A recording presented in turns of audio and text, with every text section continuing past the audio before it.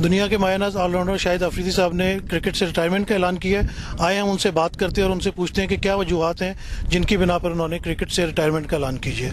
जी शाहिद भाई, आप बताएंगे कि आपने क्यों रिटायरमेंट का ऐलान किया? मेरे ख्याल में काफ़ी दफ़ा बता चुका हूँ और आई थिंक देखें, कैप्टनसी का भी इशू नहीं रहा मेरे लिए।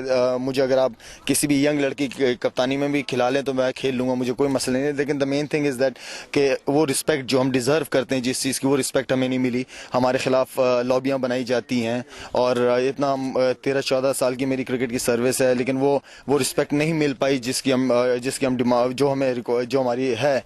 और मेरे ख्याल में अगर इस तरह की चीज़ें चलती रहीं तो क्रिकेट को और आगे आने वाले क्रिकेटर्स को बहुत ज़्यादा नुकसान होगा। आपने कल एक बड़ी इंपॉर्टेंट बात की है कि ग्रुप है ऐसा जो लाहौर में मौजूद है और आपके खिलाफ जो है वो लॉबिंग कर रहा है, और यही बात जुल्करनैन ने भी कही थी कि कुछ ऐसे ग्रुप्स हैं जो कि क्रिकेटर्स के खिलाफ काम करते हैं और इंतजामिया के साथ मिले हुए हैं। तो आप कुछ इलेबोरेट करेंगे कि कौन लोग हैं वो, क्योंकि आवाम जानना चाहती है, आवाम आपसे प्यार बहुत ज्यादा करती है। मसले पहले तो मैं खैर नाम नहीं लेना चाह रहा था, और आई थिंक जो इलियास साहब हैं जो जिन्हें मेरे ख्याल में जिनसे कोई बात करना पसंद नहीं करता, उन्हें सिलेक्शन कमेटी का मेंबर बनाया हुआ है, जिन्हें बिल्कुल क्रिकेटर्स की पाकिस्तान टीम की कोई फिक्र नहीं है। सिर्फ उन्हें अपने दामाद की फिक्र है कि वो उनका दामाद किसी तरह टीम में अंदर आ जाए।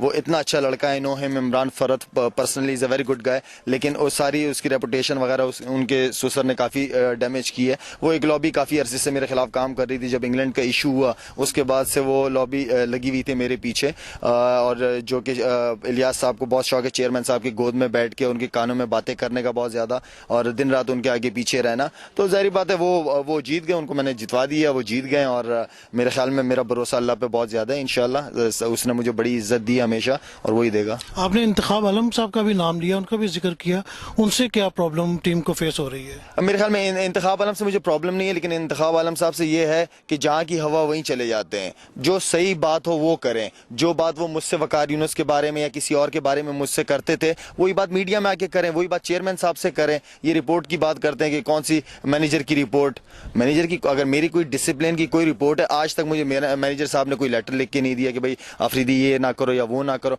मेरे बारे में कोई ऐसी रिपोर्ट मुझ तक नहीं पहुंची। और अगर रिपोर्ट थी भी, अगर क्रिकेट बोर्ड कहता कि डिसिप्लिन प्रॉब्लम थे तो मुझे आयरलैंड की टीम में 15 में क्यों रखा? मुझे बिल्कुल निकाल देना चाहिए था।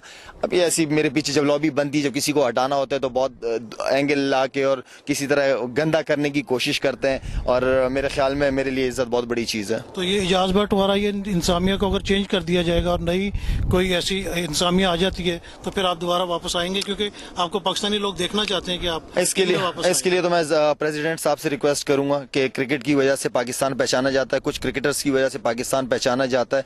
थोड़ा सा क्रिकेट के ऊपर फोकस करें, इसलिए कि क्रिकेट एक ऐसा गेम है जो कि इस पूरी नेशन को एक कर देती है। तो मेरे ख्याल में इस तरफ थोड़ी तवज्जो है, कुछ बेहतर लोगों को लेके आए जो क्रिकेट के बारे में जानते हो, जो मैनेजमेंट के बारे में जानते हो, जो जिनका एक मकसद होता है पाकिस्तान। ऐसे लोगों को लेके ना है जो अपने रिश्तेदारों को खिलाने के चक्करों में होते हैं और एक ग्रुप बनाने के दूसरों के खिलाफ करते हैं काम। और कोई जुआ माफिया वगैरह तो आपके पीछे नहीं था? उन्होंने तो कोई लॉबी नहीं बनाई हुई, जैसे कि जुल्करनैन ने भी कहा कि जुआ माफिया का बहुत ज्यादा असर और रसूख है टीम के अंदर भी और टीम के बाहर भी, क्योंकि आप एक ईमानदार खिलाड़ी हैं और आपने हमेशा इसके खिलाफ बात की है। तो कोई इस किस्म के लोग भी लॉबी में शामिल नहीं? वो जाहिर बात है, मैं तो एक उनके हलक में एक कांटा बन के बैठा हुआ था। अब हैं कुछ ऐसी चीजें, लेकिन मैं भी फिलहाल ऐसी बात करूंगा नहीं यहाँ पे इस स्टेज पे। Thank you very much. Thank you. Shahid भाई, अभी जो आप बात कर रहे हैं, ये शाहिद खान अफरीदी इस वक्त आपके साथ बात कर रहे थे। आपने देखा कि उन्होंने बताया कि किस तरह उनके खिलाफ लॉबी तैयार की गई है और लोग जो हैं वो उनको नई टीम में देखना चाहते थे, और हमने आपकी उनसे बात करवाई। Naseem Siddiqui, express news, London. चले जाएंगे।